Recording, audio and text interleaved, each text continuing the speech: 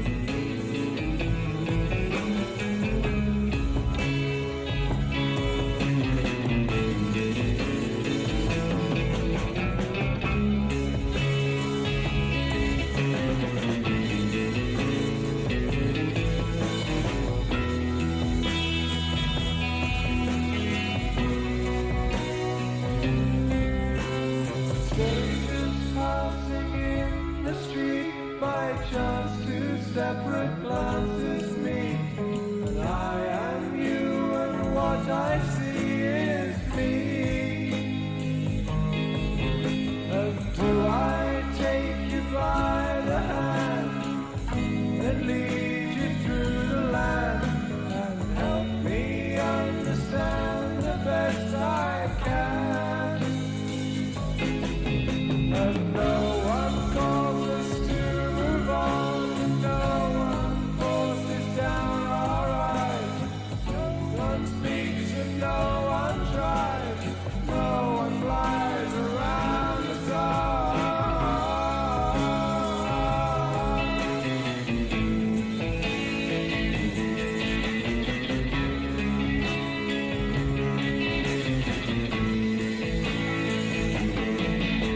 Okay, I had to look a couple of things up because I wanted to make sure that I was correct. So we have Richard Wright and David Gilmour both singing on this song, and Richard Wright is the dude with the beard, and David Gilmour is just the dude with the long hair singing.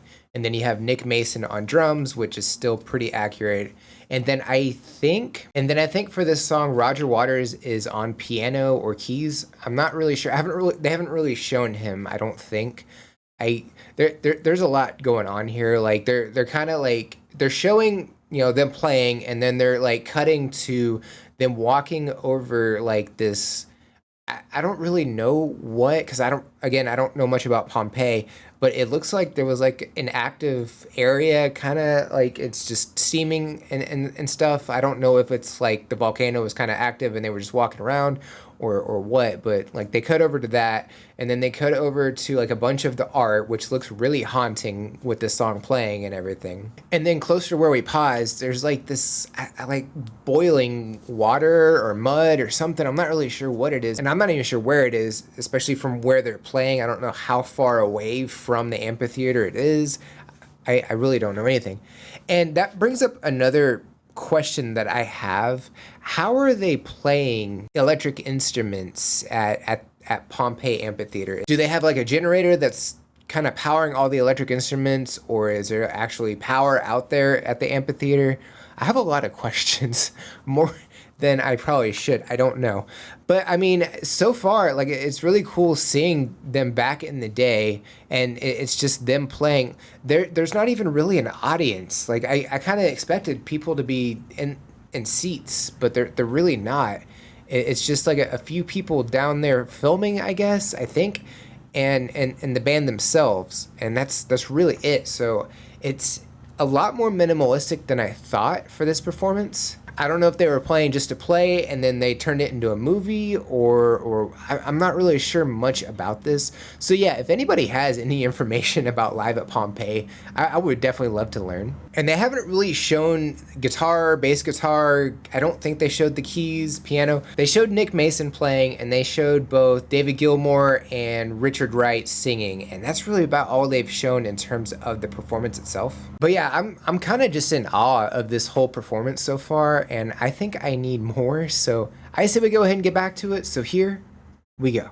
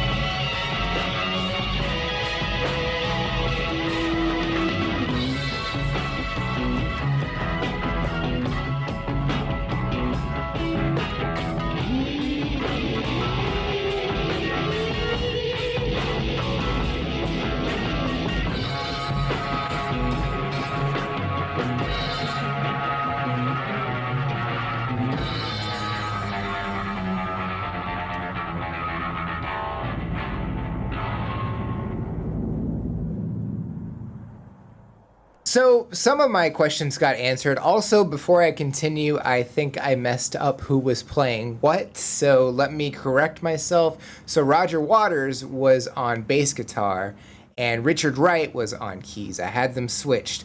But in my defense, they didn't really show Roger Waters until like we started kind of circling around very slowly, which was a really interesting technique that they used to film. Like they had some really unique shots here. They kind of just went really slow around the band and kind of cut to different things and cut back to the circling, and they had just some really I don't really know, like they green screened in Roger Waters and David Gilmour just like at the very bottom of the screen for just like split seconds and everything.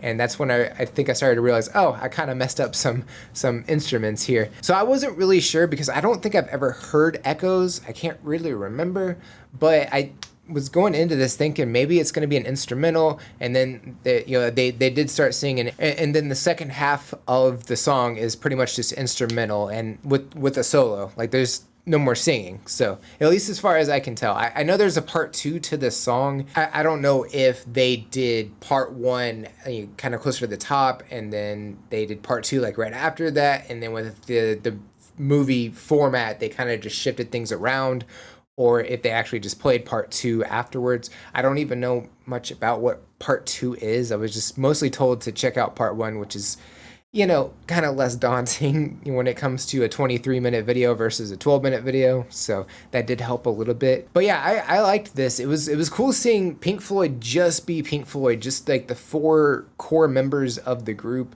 and just play without all the lights and everything. Don't get me wrong, the lights are fantastic. But it is also cool to see the band by themselves, and I think they did a phenomenal job here.